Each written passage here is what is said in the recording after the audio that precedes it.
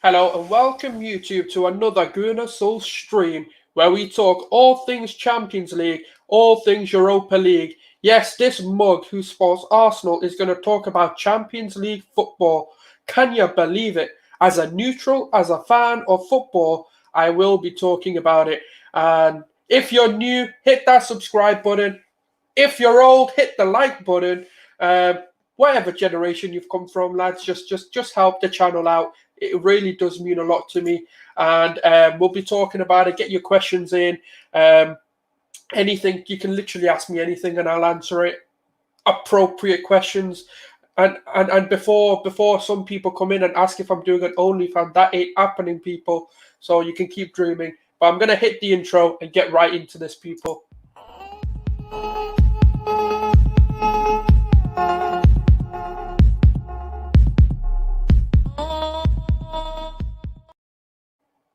Yes, people, welcome back. Obviously, got a comment from the great Anthony, Republic of Arsenal. If you haven't checked him out, go check him out. Brilliant content. Pretty much a co-host at this point. And yeah, he's at work. Unfortunately, he's having a miserable time.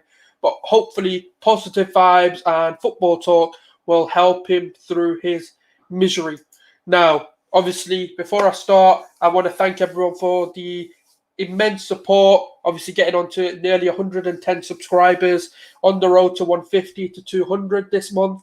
There's going to be a lot more content, diverse content, where I talk about European football. I'm going to diverge a lot more into La Liga, with obviously potentially, if we can get through tonight, with us playing Villarreal and then obviously Real Madrid and Liverpool as well. So there's a lot of Spanish content coming to the channel. Obviously, if you don't know, get to know will be returning this week as well, with a special guest. And obviously, what I firstly wanted to do was kind of diverge into the Champions League games and what my thoughts were, and was I surprised by what I have seen. Now, obviously, the first games were Real Madrid, Liverpool, and Man City versus Dortmund. Now, even I was as cocky as a lot of the Scousers and Liverpool fans, saying that they probably win this 3-1. I got the wrong team. I didn't have faith in Real Madrid either, and they turned up. Even without, their main two centre-backs, they turned up. And I think that's mainly because people disrespected Casemiro. Like, Casemiro is a baller. The man can do the defensive duties. And even the likes of Vasquez, like coming into right back, he's actually a right winger, an attacking player, coming in and actually doing a job, showing Trent what he needs to be doing, basically. That game ending 3-1, beautiful goals, absolutely amazing. Obviously, we've got JB here. Big up yourself. I hope you have subscribed. You're a new name, definitely on my channel anyway. Good day, yeah. Good day to you, man. I hope you're well as well. JB again, man. Big up yourself. Kenny, I hope you're feeling better after yesterday. Should never be accepted. Yeah, no, 100%. Obviously, I don't really want to get into it too much. Just trying to keep it positive. Obviously, moving on from what's happened, and yeah, we move on, and we hopefully get more positive. Yes, RJ, I did tag you this time, so I don't even know if you've done anything or retweeted or not, but yeah, I did remember you in the tags this time. So I hope that makes you feel better. I hope you're well as well. Obviously, NXT tonight. I hope you're looking forward to that one.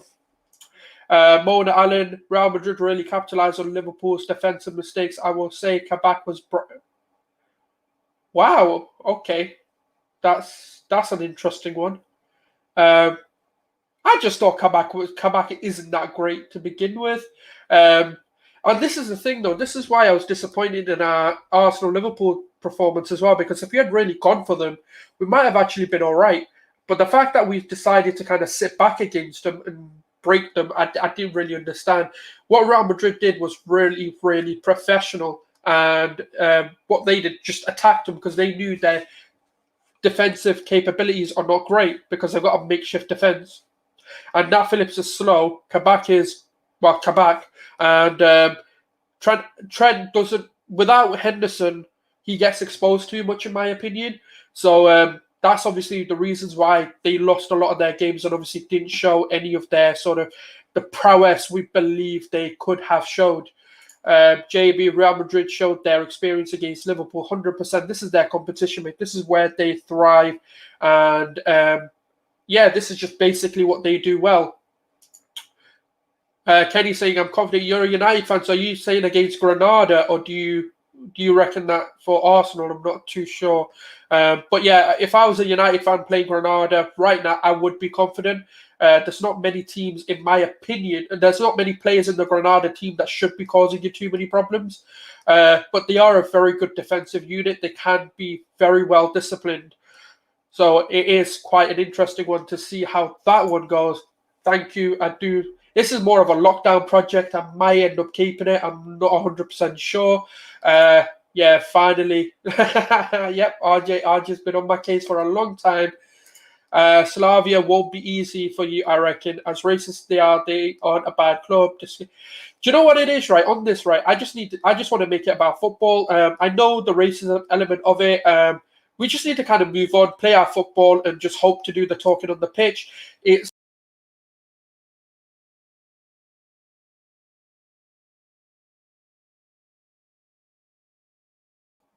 Sorry about that. I fucking pressed the wrong button. Great, man. Technology is great at times, isn't it?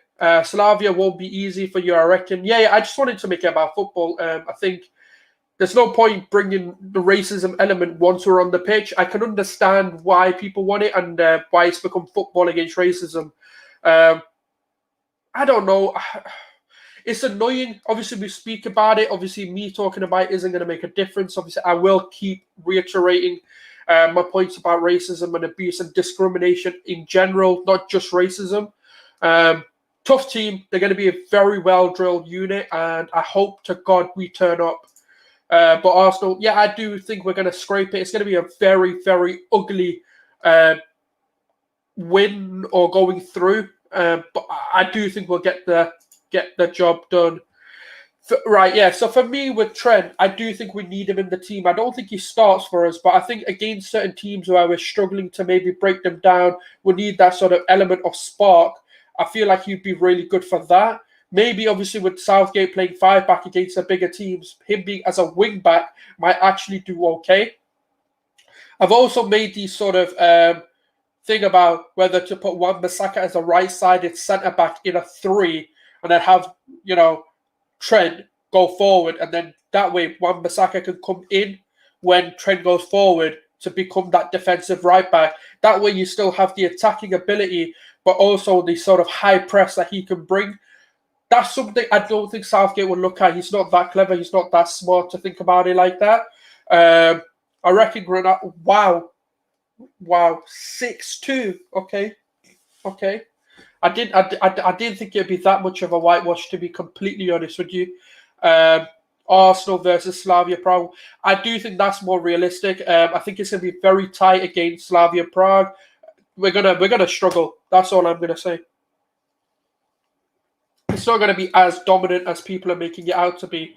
Who is winning Champions League? Ooh, this is a tough one. The thing is, right, people who know me, I want Pep to win the Champions League. This is probably prime time for him to win it. But because PSG, it depends on how bad this Mbappe coming off is, whether it's a long-term thing.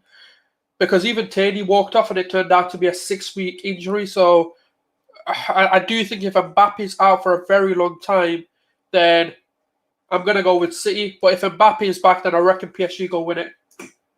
Trent showed that he is strong attackingly with a cross for Jota's goal, and also got exposed defensively against. But he got exposed defensively against Real Madrid. Yeah, no, I agree. That's why I'm thinking if we play a 5-back in the Euros and if we bring in, because like what you did with Kyle Walker, for example, turning him into a centre back, a right-sided centre back in a 3 to cover for certain players going forward. He might do something like that. That's what I'll be really interested in. Obviously, I'm going to try and do a full Euros themed, obviously, with England especially, on how I would set up and how I would approach certain games and the sort of 2 or 3 systems that I would want Southgate to play with and how he could tactically utilize certain players and the squad I would, I'm gonna take it from the confirmed squad when that comes out. I think it is out, and I'm gonna build teams and tactics around that and how we play certain teams. I reckon Bayern will beat PSG in the second leg. I don't know because I know Gnabry will be back, but I'm not sure whether Lewandowski is back. So that was their issue. They couldn't finish anything. Gnabry is a little bit more clinical than the players on the pitch, which gives me a little bit more hope for Bayern Munich. So we'll have to wait and see with that one because it is quite an interesting one. Obviously, we've hit 110 subscribers, so thank you very much for whoever has subscribed today. Really do appreciate the support. Reckon Bayern will be... All right, so you're thinking Bayern will win the Champions League. That's not a bad shout. I'm not in complete disagreement with that. Kenny, let's see the lineup before we say we will win. All right, so yeah, United in there. Yeah, I don't think he'll do anything stupid, to be honest. I think he will go strong. So yeah, I think the thing is, right, what people don't realize about Granada are not really all-out attack either. They are quite disciplined defensively, and I hope that's the approach they take going into United, and they don't get too excited like Real Sociedad did, where they kind of just went all out in both legs. Obviously, the second leg was better for them, but the first leg they got absolutely exposed because that's not what you do against United. Obviously, I'm expecting a Pogba-Fred pivot, having kind of Fred as a deep lying and then Pogba as a box-to-box. That's what I'm thinking United will do. But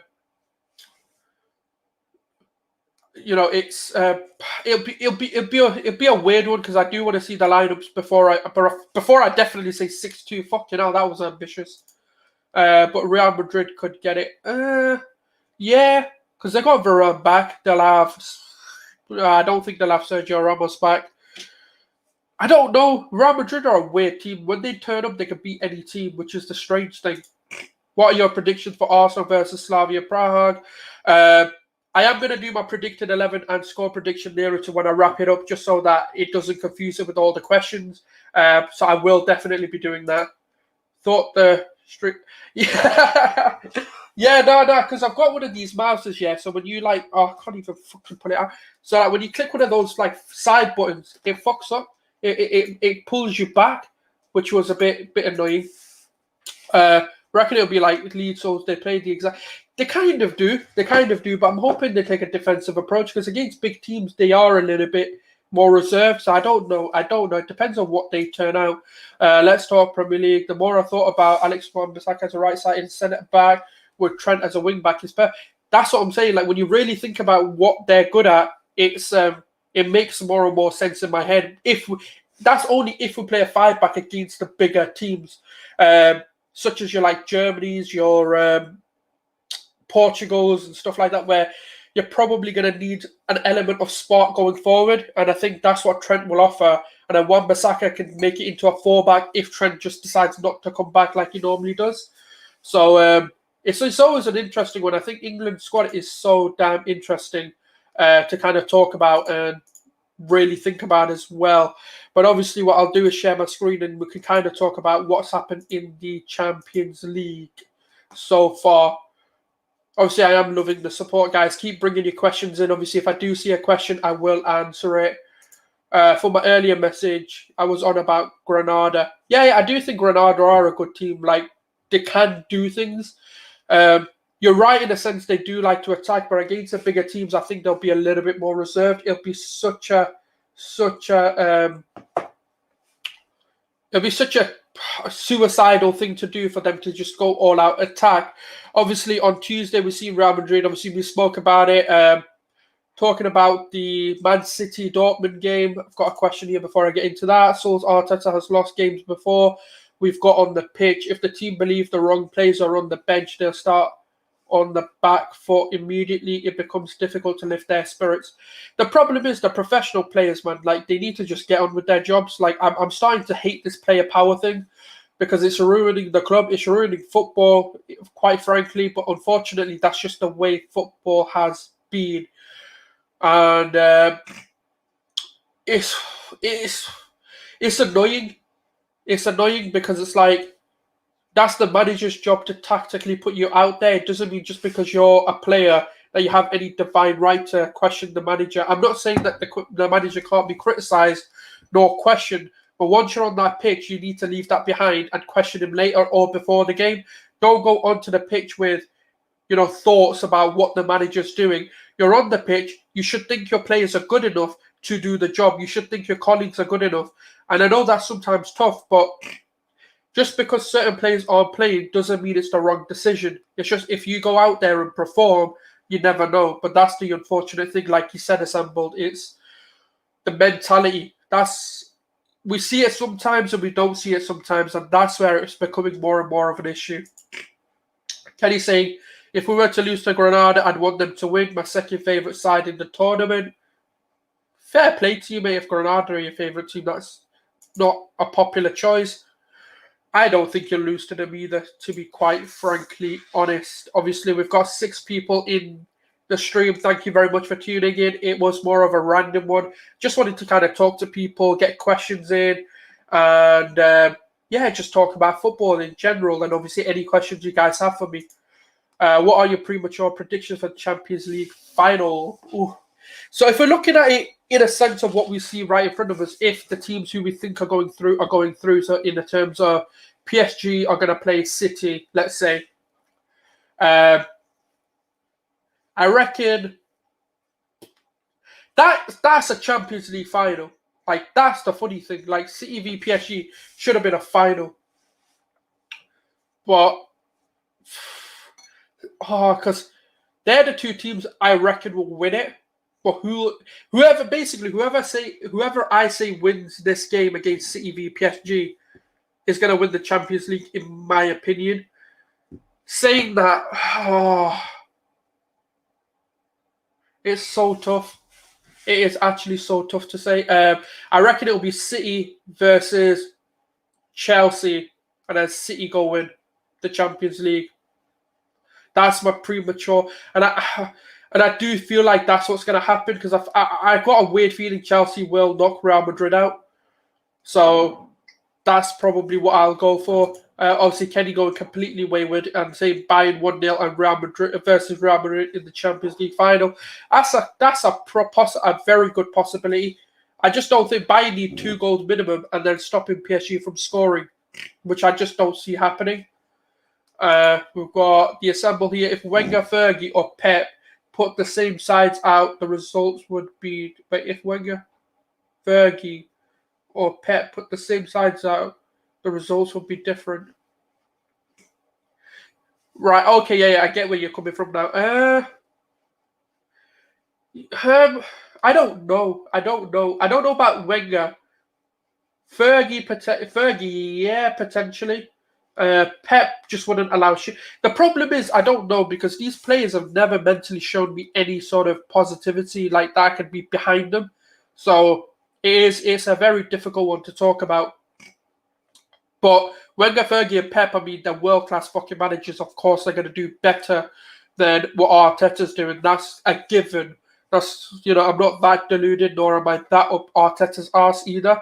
I do understand with a better manager, we could be doing a little bit better. But the problem I've had is individual errors have led to a lot of our points being dropped, which is something which a manager can't fix unless you can replace them. So it's about getting the right recruitment in. Obviously, we've got Prime in the chat. Yeah, man, I'm good, man. How you doing, bro? I hope you're well. Thank you very much for tuning in as well. I reckon Bayern will win 4-2 second leg versus PSG. Wow. Kenny, man, you're a bit bold, lad. You are a bit bold. You've got big kahunas on you there. I just don't think it's going to happen because, firstly, Bayern have to score 2 goals minimum without letting PSG score, which isn't going to happen. And I just think PSG are definitely going through. That's my bold prediction on these ones. Real Madrid should go through. I don't see a way back from them because Liverpool can score the 2, but it's keeping Real Madrid out, which is what I don't think they can do. And then City v Dortmund. I just didn't see enough from Dortmund. What City did really well was stop the supply to Haaland, and that essentially caused them to not do much. Then Dortmund 2-0 City if Sancho is back. If he isn't, then 1-1. So you're saying City are going through as well. I'm listening while doing so. Bro, that's what I do. I just listen to random podcasts and channels as well, man. I love doing that. Well, yeah, I'm just thankful I cleaned my room before.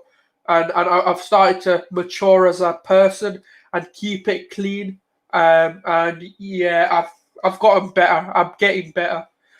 Obviously, got Sonny from the Liverpool addiction. Okay, now he's changed his tune completely. Now he's being a little bit more humble about the way he responded, because he went really in, just like I do. I get really passionate about the club. I do love it, man, Sonny. I do love it. I know we take the piss out of each other, but I think secretly we do both love the passion we show for our clubs and the chest we show. So yeah, man, like don't worry, man. I don't know. I don't think it's a definite out, but it's going to be tough because and it's at Anfield. You haven't been good at this season, so it's not really looking good for you guys there. Liverpool and then Chelsea nil. I reckon Chelsea 0-0 before, and it's quite an interesting one because obviously with Liverpool Real Madrid, I just don't see Liverpool scoring 2 and keeping a clean sheet. That's the only reason why I think they're out, and I don't see Liverpool scoring 4 goals, which is the other reason I think they're out. So I mean, they could go do a 3-1, for example, and take it to extra time, but it's so tough. It's so tough because Real Madrid are a team that can capitulate, but I just don't see it happening. So I kind of agree, but I do think Liverpool will score because they'll have to go for the goal. Then you've got Bayern have 30. Oh, they have 31 shots. Fucking hell, I thought there was like 17 or something. Even that's not great, but, still.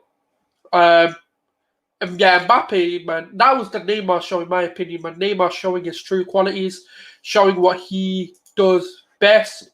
I'm listening to you whilst making thumbnails. Bro, I do the same. I get so bored making thumbnails. It's fun, but you have to have something in the background. I do the same, and I put shows on, random people on, and do shit that I need to get done, uni work or just work as well.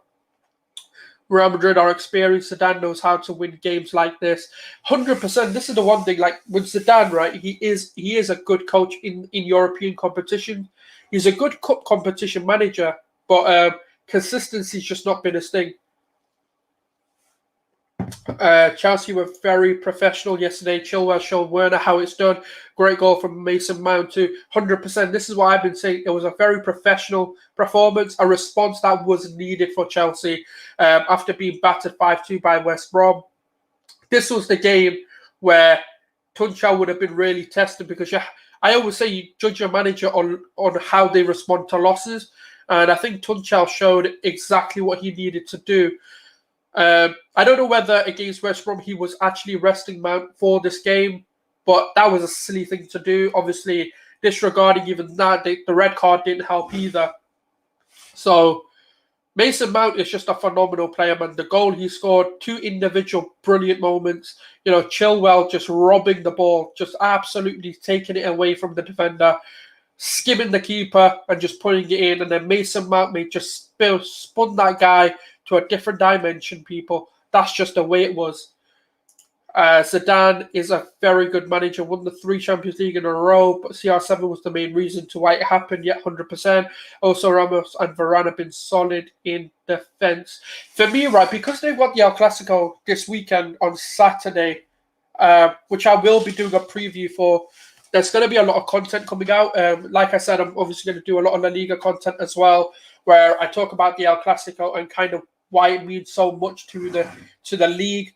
And it's gonna be an interesting one. And obviously, if you guys want to tune in, I will be tweeting that on Twitter first when I'm potentially doing it, just because it's gonna be difficult to get the right timings.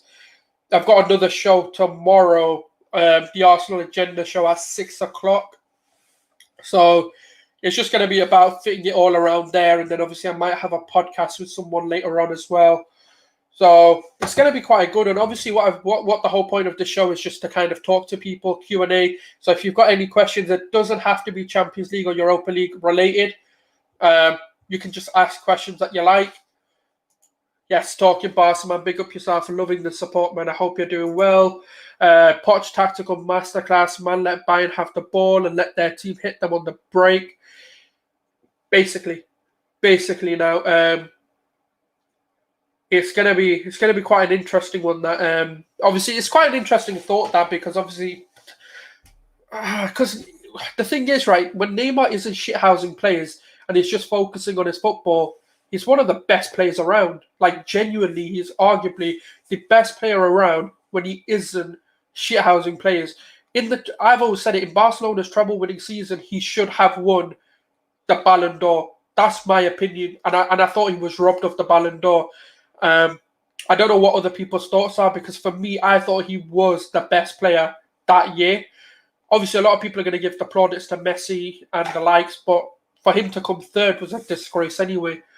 I will let you know, because I don't know when I'm doing it, but I will message you about it when I do it.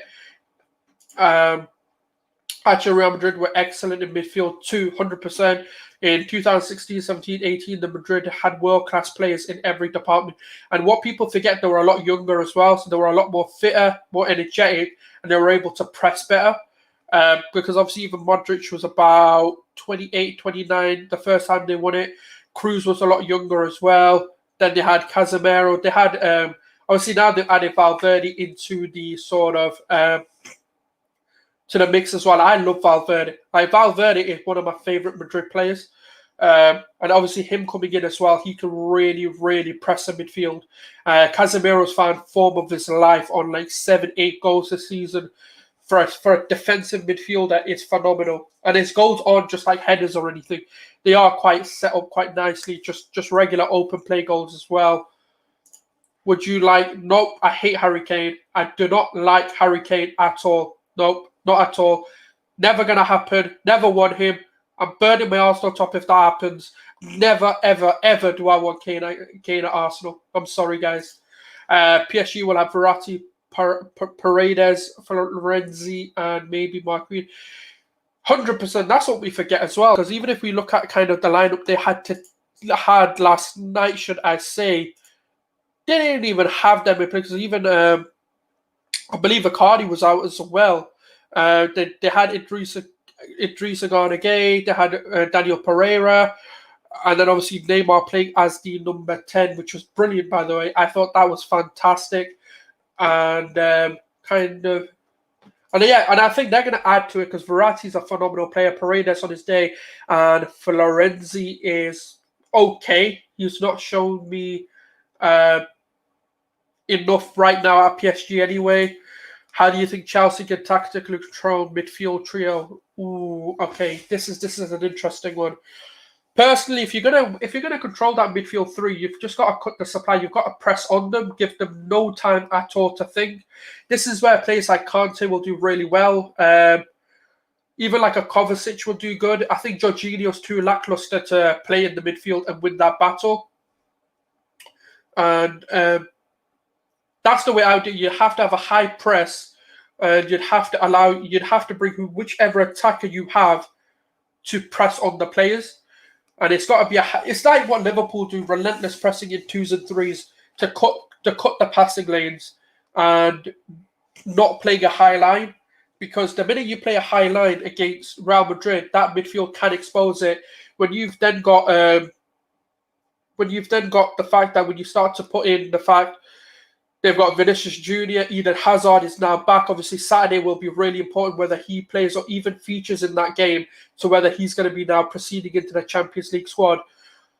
And yes, Jess made a good point of obviously Kovacic, Kante, and Mount would be the three I would also put in.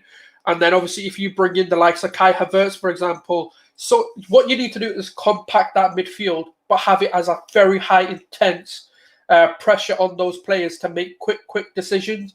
What happens there is you're cutting the supply, but you're not allowing the attackers to make runs. Even if they make runs, but then you've got a deeper line, those passes are going to be as effective against against Madrid. Like Madrid aren't going to be able to utilize that. The only problem that Liverpool had was playing a high line but not having the pace in behind. Trent obviously being too forward and exposed. They needed Jordan Henderson to come in and cover for Trent minimum to stop a lot of what Real Madrid can do. The problem is Modric and Kroos are out and out world class players. Just world class. Like there is no question in my mind that they are some of the best midfielders even in this year, in this season, regardless of the way they play. And that's the problem. Can Chelsea bring the energy? That's what they need to basically do. Who has done a better job so far, Poch or Tuchel? Ooh, it's tough that because they kind of started at the same time. Poch hasn't really done great, but he's doing okay for them in the Champions League. In the league, they've been very iffy. I'm going to try and get their form up because I know they've lost their previous game, which is quite surprising. And they're not even comfortable in the league yet. They're still 3 points behind with, I believe, 7 games to go. But when you even look at their previous encounters, they obviously beating Bayern Munich is a big one. They lost to Lille. They beat Lyon, and then they beat Lille in the French Cup. They lost to Nantes. They obviously drew to Barca. They've been very sort of iffy, like Monaco beating them. It's a tough one, but in the context of how bad Chelsea were, I've got to give it to Tuchel right now because I feel like he's brought a system out of them that's actually playing quite decently well. They're harder to beat, which is the first thing you've got to do as a coach. And then so that's my opinion. I think Tuchel's done better because he's had to take a team and completely revitalize them. I think we need to press the life out of Real on Saturday and have De Jong and Pedri, Busquets, Messi, Dembele make a... Yeah, 100%. That's what I'm trying to say. It's like you've got to press that midfield. You've got to keep a deeper line, or you've got to have a fast back line to counteract anything that Modric and Kroos can bring to you. Yes, big up. Yeah, 100% big up, Jess. If you haven't checked her channel out, guys, go over to She Knows Arsenal or at Jacinio on Twitter, and then obviously you can find all the links there. Brilliant content creator. So yeah, big up, Jess, man. Thank you very much for coming on. PSG might not win League on. They lost to Lille on the weekend, but Poch might get... This is the thing. So if Poch does get that Champions League, you've got to give it to him. Even though they didn't win the league, I'd rather them kind of... if I was in that situation, they can win the league anytime, any place. I'd rather them go win the champ. Like for them, it'd be better to win the Champions League than it would be to win the league. And I know that sounds bizarre, but next season they'll win the league. It's not a question of whether PSG can bounce back and win the league again. They've won it every single year. It doesn't make a difference if you lose it one year and you go and get a Champions League. That's what they need to break that mental blockade in Europe. Yeah, Florenzi is their right back. I just don't think he's been great. Mount, yeah, we've spoke about this, and I 100% agree. That's the kind of trio you need. A very high, energetic, pressing midfield. PSG second leg team think it'll be good to go through Navas, Florenzi, Kimpembe, Marquinhos, Diallo, Paredes, Verratti, Neymar, Mbappe, Di Maria, Icardi, Rafinha, Idrissa Gueye, Danilo, Keane, and Bay. Yeah, 100%. I think they're good enough to go through. I think the fact they've done a 3-2, having 3 away goals, is going to massively help. I think Poch is concentrated on them winning the UCL. I agree. I do agree. I think Poch has been brought in to kind of get over the blockade of European football, because PSG on multiple seasons have gotten so close to it, but it's just the last hurdle. It's the last hurdle that falls them. And I feel like they are that team that can turn it up because they don't really need to focus on the league. I don't think they need to care about whether they win the league or not. They need to just focus on the Champions League and get that blockade out of them. So I do agree with that. My lineup for the Real game is Ter Stegen, Aurijo, Mingueza, Longley, Des, De Jong, Busquets, Pedri, Alba, Messi, Dembele. I'll get my thoughts on that soon. Bayern playing a high line is their downfall. Yeah, I don't know what the hell they were doing. I genuinely didn't understand what their tactics were to begin with. So it was such a tactical suicide. Like, I don't understand. The fact they had to make 2 changes in the first 30 minutes just goes to show he didn't even believe what he was doing. JB, who is better in your opinion, Mbappe or Neymar? Ooh. If you asked me about 2 years ago, I was so pissed off at Neymar. I probably would have just said anyone. I would have said Shamak is better than Neymar. But now that I've calmed down and I've kind of gotten this sort of him snaking Barcelona out of me, I think for me, Neymar is one of the best players in the world, man. The guy on his day is just unplayable. Like, genuinely unplayable. The guy is a riot. Like, he's a riot squad on his own. The way he can just dictate play, dominate games, literally like the saying says, take a game by the scruff of its neck. That's him in a nutshell. The guy does it all.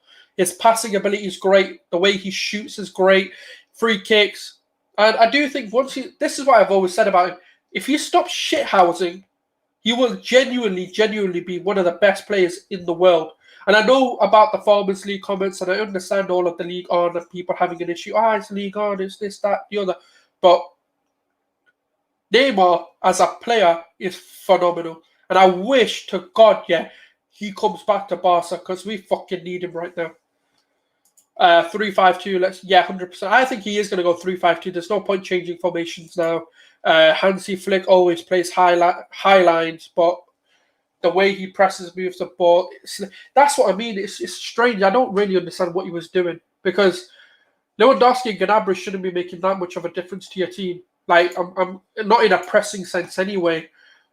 So it does baffle me. It really does baffle me. Do you think Bayern miss 100%? Especially if you think about the fact they had 31 shots and could only score 2. With the chances they created as well, Lewandowski would have bagged a hat-trick. I think PSG should have won last year's final. If only that's the problem. Like, that's always been a problem. I think they could have, but I always think, you know the funny thing about the Champions League? Rarely do the underdogs win. Rarely do the fans-backed club rarely ever win because everyone loves an underdog story, but the underdogs unfortunately just don't win enough times for me. PSG seem to lack an ingredient, maybe a player short. Ooh. If they get Messi, Champions League coming home to them, I'm telling you now. But I don't know what they're missing really, because when I look at their team on paper, they're brilliant. Even Icardi can get loads of goals. It's his wife that's the issue. His wife is bare toxic, She needs to just stay in her lane. I'm not even joking, fam. She gets too involved. But yeah, they are missing someone who can just literally grab them and say, "What the fuck are you doing, lads? Come on." And a proper leader, like a proper captain, a tough motherfucker. That's what they're missing, because Neymar needs someone to keep his ego in check. So you're not wrong, to help their mentality. Neymar's mad skillful, but he annoys me with his play acting. Is a bit soft, and when he just falls over on the floor and rolls, are like, yeah, that's what I mean. If he stops with all that, trust me, he is immense. He is one of the greatest players I've seen. He is so gifted. It's crazy. Mbappe is better than Haaland. It depends on what way you're looking at it. But I do agree. I think Mbappe overall right now showed more, in my opinion, than Haaland does. Haaland can't make a goal. That's the only criticism I have for him. But if you give him the ball, he's scoring. Yeah, there's Draxler as well. Yeah, there's Draxler. There's so many players that PSG are missing as well. It's crazy, man. It really is.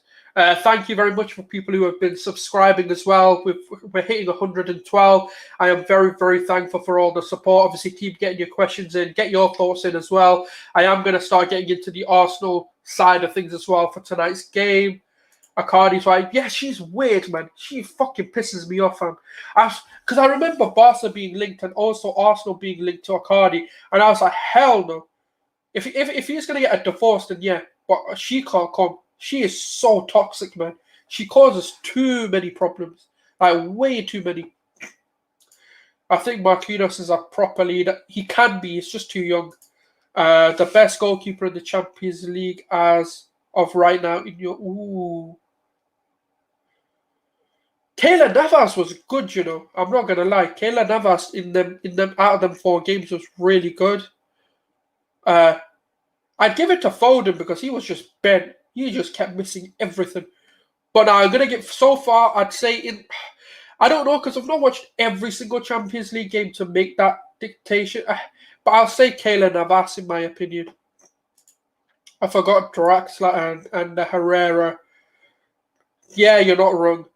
That's what I mean. They've got an insane squad. The way he faked Boateng and scored and Mbappe. Yeah, 100. This is what I mean. It was so clever because every time, 9 out of 10 times, people would have gone far post. But the man just whipped it near post like Aubameyang did against Burnley. Just did the unpredictable. And that's all it is, really. That's what you've got to do sometimes. Mbappe is finishing, 100% clinical. He was a striker yesterday. He was immense.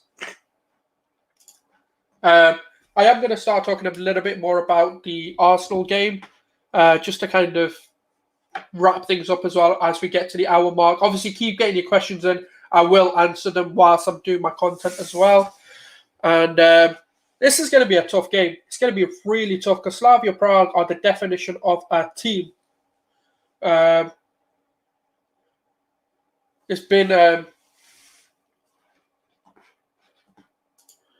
hi, glad to see you live. Sorry I haven't been able to catch you live. Been so busy. I'm stuck in hospital, hopefully overnight due to levels of being really low. Hopefully Arsenal will give us some... Yeah, hopefully, man. I hope you get well soon. Hope things are better for you. And, Bayern should play Neuer, Davies, Henderson, Boateng, Pavard, Kimmich, Alaba, Coleman, Sane, Gnabry, Muller in a 4-2-3-1. Yeah, because I think Muller can get some goals, man. Obviously, with Gnabry coming back in as well would be good. Chelsea did well to respond to their trashing on the weekend with a win. That's what I said. That it was always going to be the bounce back that I would be looking more forward to. So it is quite good to see that. Obviously, 100%, man. I hope he does make a speedy recovery. Obviously, I'm not gonna, just be an asshole in it all the time about, things. But yeah, I hope people do. Anyone that's going through any hard times and is struggling with anything, I hope you get well soon. Obviously, there's so many losses and so much shit going on in the world right now. There's got to be some forms of positivity we've got to bring, and I hope people do feel better soon. Do you think Bayern can overturn this? No, personally, not. I don't think so. I just think they can, but I don't think they will. That's the problem because they're going to have to firstly keep PSG out, ultimately, and try and outscore them by like 2 or 3 goals, and that's very tough, very tough. So that's just my opinion on that. Yeah. JB, I was just saying, rest in peace, Coro, to news of his passing last week. 100%, man. He was a pioneer. He is the reason why a lot of us, even myself, do what we do. We're allowed to have fan channels and talk about football and give our opinions. If it wasn't for people like him, we wouldn't be on the platform. So you do have to give a lot of credit and a lot of plaudits to him. He's left a legacy. He has absolutely left a legacy for us. It's hard for Bayern to stop PSG from scoring in the second leg. Bayern need magic. Porto are capable of scoring 2 and shutting Chelsea out. That's a bold prediction. I'm not going to lie to you. That is very bold. They are capable because obviously Oliveira and their other striker are back for the return leg. So it will be interesting to see what they do. Please, Arsenal beat Racist FC. Gooner Sulz. If I was an Arsenal fan, my lineup would be Ryan, Chambers, Gabriel, Murray, Saka, Partey, El-Neni, Martinelli, Odegaard, Pepe, Lacazette. I'm going to get into this anyway, so I'll give you my opinions in a minute. Bayern really missed Lewandowski yesterday. He could have scored if he was playing. I mean, if they had 31 shots, he could have scored a hat-trick or probably a double hat-trick at that rate. So it's quite a funny one there. But what I'm going to do is I'm going to kind of get into my 11 as obviously someone asked earlier. So I'll start off with that and then kind of give you my match thoughts. Obviously, for me, the goalkeeper kind of goes without saying. I do think we're going to start with Leno, regardless of his weird form. I do think we need to improve sooner or later, but I just don't think it's a priority position. So that's the reason why I'm not too hell-bent or focused on it. Centre-backs is tough because I don't know whether he will change systems or not, because I've been kind of going back and forth with myself whether he should be playing a 5-back or whether he should stick to playing this formation. But opinions on Aubameyang this season, he's been poor by his standards. Yeah, 100%. I just think, I don't know what's going on with him. I really, really don't. He's really annoyed me this season. He's just not working hard enough. I've always said, look, you don't have to be the best player, but work rate should not be something I'm questioning. So that's kind of where my problem is with him. Neymar, if he turns up again, he's so sick that Tuncho said Neymar doesn't need motivation for big games. The bigger the game, 100%. Even Luis Enrique and the likes have said that as well. He's a phenomenal player, man. He's very self-motivated and he's got a high level of self-pride. There's no denying that Tierney's talent at left back, but do you think Arsenal have some trouble signing too many injury-prone players time and time again? We do. But sometimes, you know what, it's one of those where you can't see it either. Certain injuries just start to relapse and reoccur. I think the problem is we become so damn reliant on certain players that we're rushing them back too early and too soon. That's part of the problem. I think our injury prevention has been terrible since the Wenger days. With Tierney out, do you think the 3-back would suit us with Saka as a left wing back? That's what I want to play. So actually what I'll do is, for this one, I'll give you what I want to play. And then obviously we can have kind of a discussion about it. Neymar wants to win the Champions League with PSG and wants to prove that the move to France was worth it. 100%. It was to get out of Messi's shadow, as he said. Obviously, he wanted to win the Champions League without Messi, just so people gave him the credit that he deserved.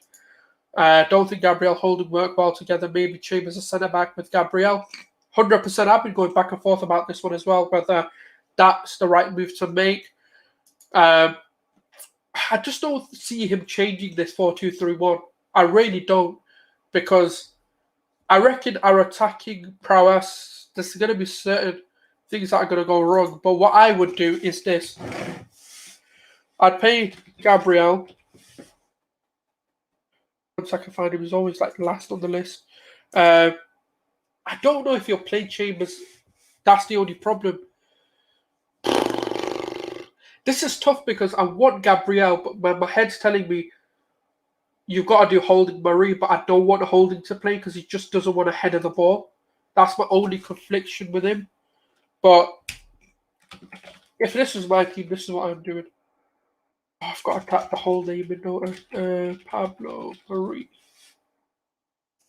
The only guy without a face. Brilliant.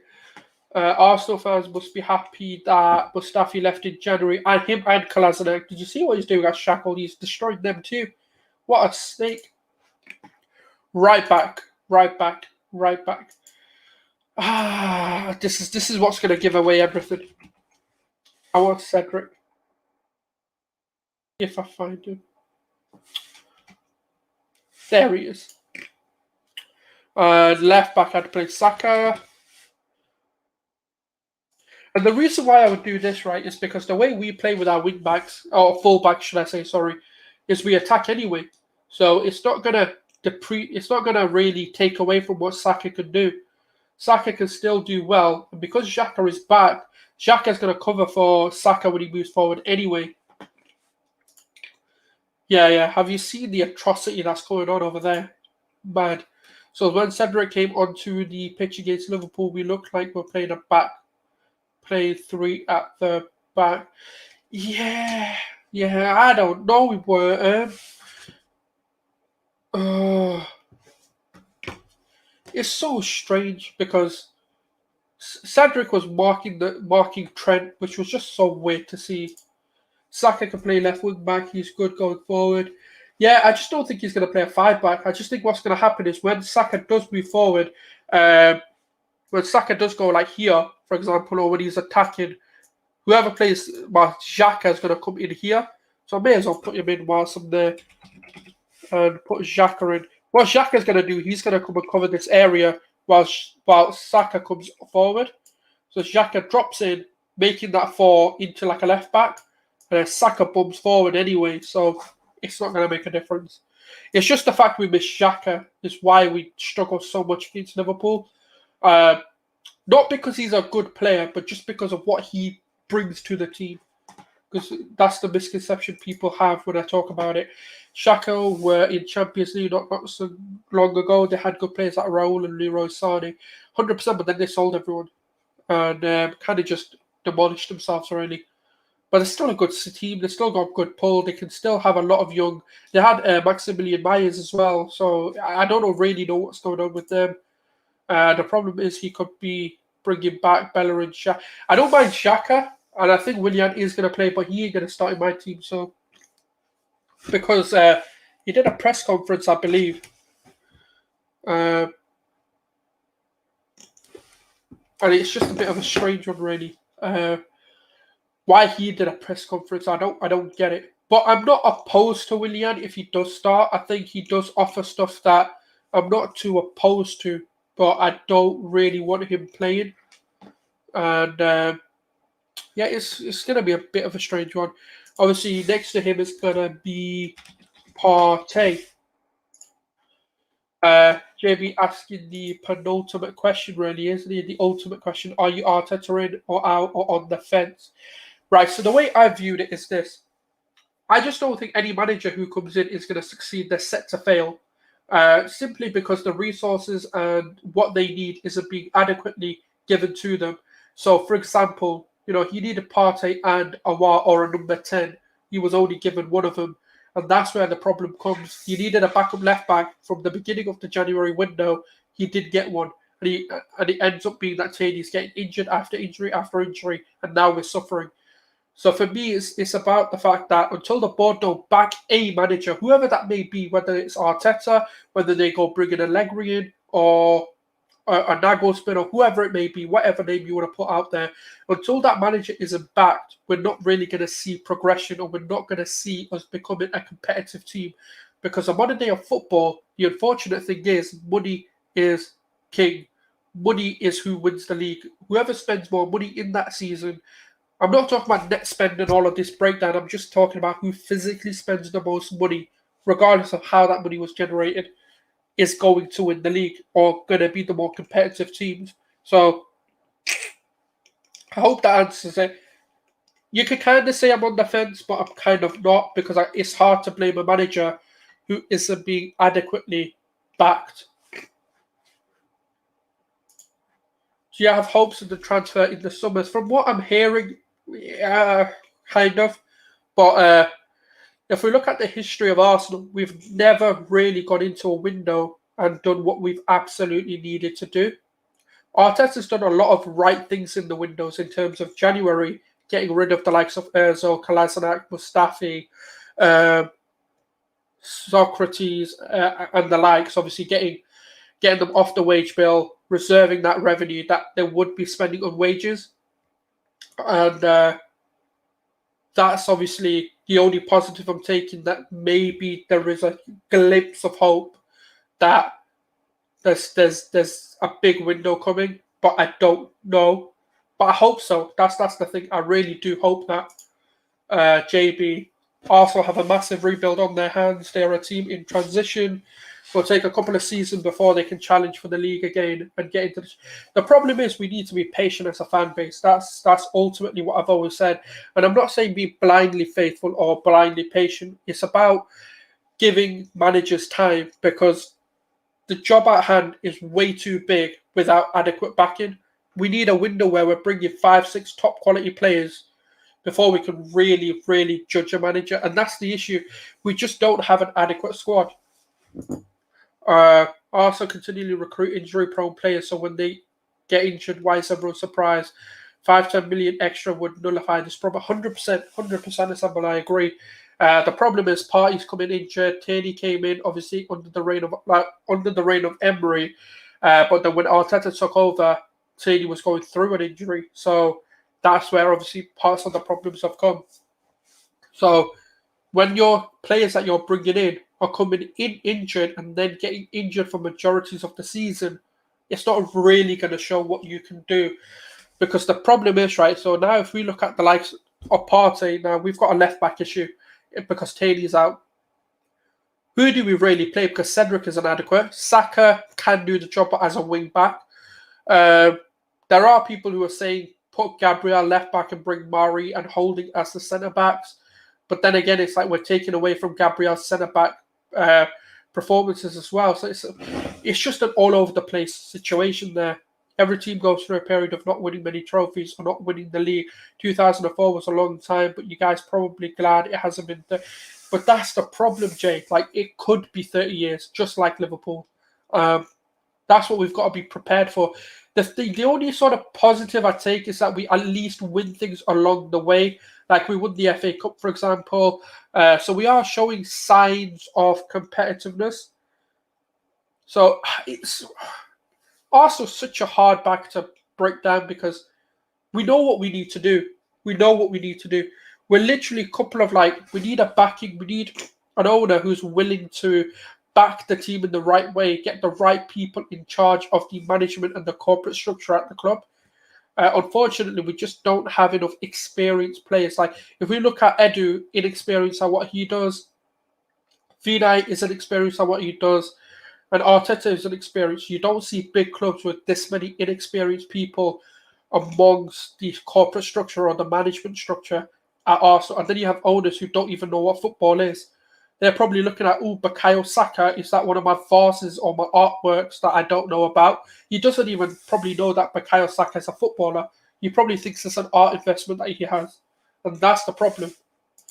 Obviously, going into my number 10, I'm not sure how bad it is because Odegaard has been injured. He's potentially out for the clash, so obviously leaves one person coming in. Emil Smith. Oh, there we go. I did spell it right. I'm so proud of myself. I'm a Man United fan, and since Fergie left, we have struggled to compete for the league like Arsenal. We have bad owners. The Cronkies and the Glazers are awful. Our clubs are run like company. That's it. That's the problem, Jay. Like, obviously, the Glazers and the Cronkies have ruined both of the great clubs. It's not. The thing is, what people have this misconception. I've never said we don't spend money.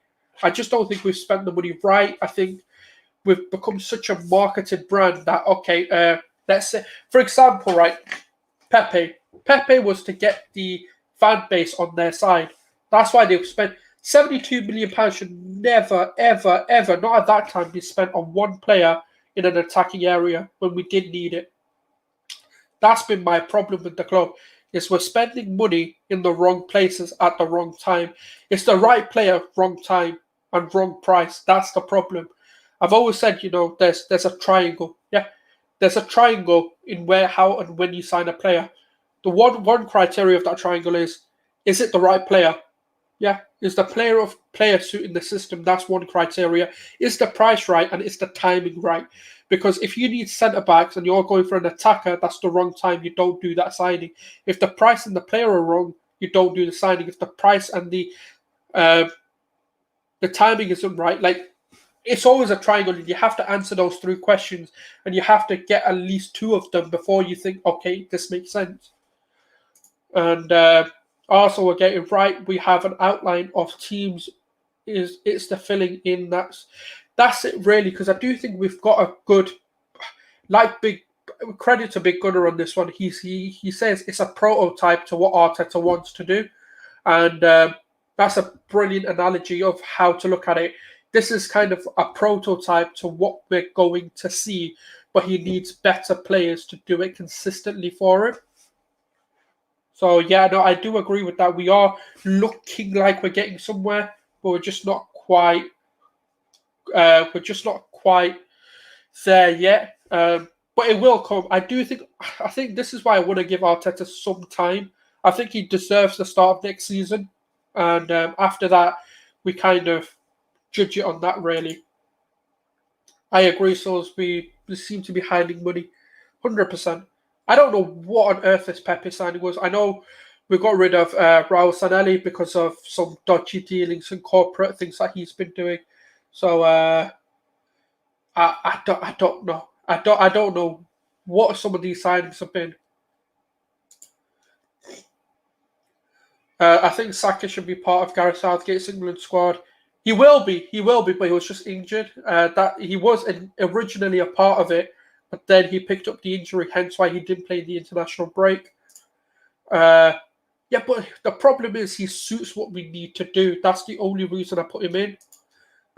We have the money, we just don't spend it in the right place. Yeah, that's literally it. We just don't spend it in the right place, or it's the right player, wrong time, or we just don't seem to have a structure to how we're going to play and sign players, which is part of the problem. It's like when we bought Pepe, we didn't need Pepe. We needed We needed a midfielder. We needed centre backs, and this is the problem. Arsenal always. This is the story of Arsenal, right? And the cycle that Arsenal fans go through. We'll have a good attack, shit defense. Good defense, shit attack, and it's just that cycle. We'll always have one or the other. We just don't seem to have a team that's good at everything, and that's part of the problem at this club. And it's just with time, things will get better. I think. Obviously, it's tough because they're just not giving us any hope in terms of the board. Anyway, I think there's a lot. The only thing is, right, there's a lot of young players coming through who I do have a lot of faith in. And I hope they can achieve even half of what I think they can. And we should be looking good. On the right-hand side, and we're going to go with Pepe. Or if I can ever spell. Yep, we're going to go with Nicola Pepe on the left. This is what I want. I don't know if this is going to happen, but this is what I want. That will happen, but I'm just going to keep doing it until it happens. And then up front, the one and only Lacazette. That's personally what I would do. I'm not even going to lie. Like, just because Katie's out, I just don't want to see Cedric at left back. He's so weird at left back. You know. I would Basuma. I just don't know whether a bigger club will come in for him, which is more appealing to him. So time will tell. Obviously, we have been massively linked to him. He's apparently only going to cost about £20 million or something like that as well, which is quite incredible. That's incredibly cheap. Next season, hopefully your midfield's Basuma, Partey, ESR. Yeah, I hope we do get a number 10 as well, to be honest. I know ESR, but he just doesn't seem to stay fit, and I do want to back up for him. We might even be seeing Miguel Aziz, to be fair, in this team. So, exciting times, I guess. I don't know. If Martinelli feels that Arteta's not giving him enough game time at Arsenal, he might be tempted to move away to another club for the progression of his career. That's the problem. That's why I'm quite confident he will stay at Arsenal, because he will get the game time. If Martinelli, sorry. Oh, yeah, shit. I don't know, because he seems happy. But then that could be false happiness, really. You know? You could be smiling just for the sake of smiling. But I do want to believe that Arteta and him have had a discussion, and that something's been sorted out. Maybe Martinelli does agree. I don't know, because it's so tough, because the board doesn't really tell you enough to they don't tell you enough to really give you an idea of what's going on with him. I do hope to see him play. If not, at least get the remainder of the Premier League at least, because we've kind of fucked it for ourselves. Apparently, Willian is starting because he was at the presser. I really want Martinelli to play, so hopefully this isn't true. I've heard that as well. I've heard that apparently he did a press conference I think it was with Arteta, or he did a press conference after Arteta or something, which usually is a sign they may be playing. I hope not. I fucking hope not. But I'm not opposed to Willian starting, I'll be quite honest, but I really want to see Martinelli play. He's the only sort of bright spark in this team. and I hope he does get given some minutes. Did you see? Yeah, fucking yeah, cheating scumbags. I'm telling you, bro. They do some dodgy stuff. You see what they did with Van Dijk as well. Klopp is whispering sweet stuff to Odegaard. You know, not. We don't want to hear that. We do not want to hear that. Everyone's up on Meccano and Zaha. They gave him Pepe and threw Luiz in for good measure. The board doesn't listen to who they employ. Exactly. Absolutely, mate. Yeah, you know, yes. I don't know what to say, but I really don't, because that's part of the issue as well, where Arteta's asked for certain players, and he's got. To be fair, Arteta's probably the only one who has probably gotten more of what he wanted, and it's plain and simple though. And kind of moving on from that one is that's the starting 11 I would go with. I don't know what people's thoughts are on that. What would they change? Do you reckon there'll be a system change? Because I just don't think we can attackingly be great if that's obviously the way we play. Would you get rid of Luiz or use him as a squad player for knockout competition like the FA Cup, League Cup, and Europa? Just not him regularly in the league. Yeah, I've always said I don't mind him being on at least a 1-year contract, because I feel like he's got a good connection with the youth players, or the younger players, should I say, sorry, within the club. People, for some reason, look up to him, and that's always a good thing in my book. And having a player like that and then offering him a coaching job after would be something good if that's what he wanted to do. A lot of people are opposed to him, but this season especially, he's turned me around, and I think he's been phenomenal this season especially. And you know, it's one of them where I'm not opposed to it. I know a lot of people are opposed to giving David Luiz a contract or extending his contract even for a year. I just want to. That the only thing is, I just don't want this to become a Willian situation. What we did at the start of the season, where we bought Willian in for his experience and to kind of give us squad depth, but then they kind of started to play him too much, and that's when I started to say I don't like the signing. And I hope that's the case with Luiz, like where we kind of part play him in competitions like the FA Cup, for example, where we may need to give a rest because there's a bigger Premier League game coming up, or the FA Cup game is against someone who David Luiz could be fine with, like a Championship team or a lower level Premier League team. So yeah, no, I would sign him just to keep depth in the squad, but not as a starter. Big up, love your content. You see Kurt's available to play FIFA again. Yeah, I've seen that. What I really do something with Kurtz, I am going to try my best to get something with him. I would love to collab with Kurt, man. I love Kurt. Guy's so jokes. And yeah, his little Arteta army, as he said, Arteta's assemble. Will be interesting to see if Arsenal make a bid for a war in the summer again. I don't know whether these talks are dead, you know. They've kind of have quietened them down a bit, you know. So I'm not sure. I really, I'm not sure what's happening with the Awar situation, because we're linked. Odegaard's a priority, then we're linked with Fekir, Awar, and apparently we're linked with Hakan Çalhanoğlu, which I can't believe. So, in my opinion, Aubameyang should be brought on in the last 30 minutes when the opposition starting to get tired and start bloody 100%. I'll get back to that. Yeah, no, take care, talking about man. Thanks for contributing. And so, in my opinion, Aubameyang should be bought in. Yeah, 100%. I think this is the thing. Martinelli can tire a whole defense on his own. So the fact that we're not playing him enough to start and tiring these defenses, and we're expecting him to make an impact, when in reality we should be using Aubameyang to make an impact now, would be good. Hell no. I hope not anyway. Actually, we're apparently linked with Jesse Lingard, I've heard as well. This club is moving mad, I'm telling you. They're gonna give us 5-6 dog shit players. That's what I'm getting. It's just funny. But yeah, guys, I am going to wrap it up. Obviously, it's gone over the hour mark. I have a few shows, so I do kind of just want to rest the vocals, you know what I mean? Like, get the banter going again. I am on a show later on, and obviously get your thoughts in, and obviously I'll give my final kind of thoughts on how I think this game is going to go for us tonight. Can't ever imagine Lingard at Arsenal. He's bantered you guys so much. Hasn't stopped us before. It probably won't stop us again. We'll probably still buy him.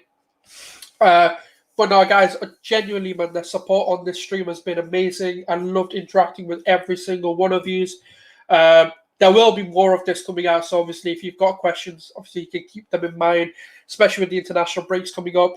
I want to get your thoughts on something. So I'm thinking about doing a FIFA career mode or a FIFA journey, maybe on Ultimate Team or something if people are interested in something like that.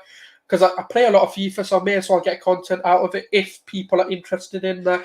Maybe like an Arsenal and Barca road to glory, where I try to build the best and ultimate team, combining Arsenal and Barca players, past and present. That's something I've had an idea on. Obviously, just let me know if that's something you guys are interested in. And there's a lot more content, obviously. If you don't know, get to know. We'll be returning on Monday. Hopefully, I'm going to get someone called Callum McFadden, who is the Football CFB content creator. You can do video on your favorite Arsenal player. I will be doing this. This is going to be something which I'll try and do like a tier list as well and individual player profiles as well. So that's a good idea. I'll definitely keep that in mind. Lingard is possible if Xhaka is still at Arsenal after telling the fans stuff. Oh, man, I don't want to get into that. And yeah, so, thank you very much. Obviously, Jay, Assemble, Talking Barca, Prime was in here as well. Jess was in here as well. Gooner Express, Mona, Alan, just so many people. I'm going to miss so many. Anything Arsenal. Just trying to scroll through, trying to find who else was here. Obviously, Let's Talk Premier League. Just so many people, man. Thank you, everyone, for tuning in. Take care. Yeah, 100% take care, people. And big up yourself as well, Jay, obviously. Thanks for the people who did subscribe. We gained, I think, at least 4 or 5 subscribers today. So it is really, really much appreciated. And I will continue to bring content out. But thank you very much. And I do think we're going to win 2-1 tonight. And I think Martinelli is going to be the man to start and do the bits for us. But thank you, people. Take care. This is Gooner Sulz signing out.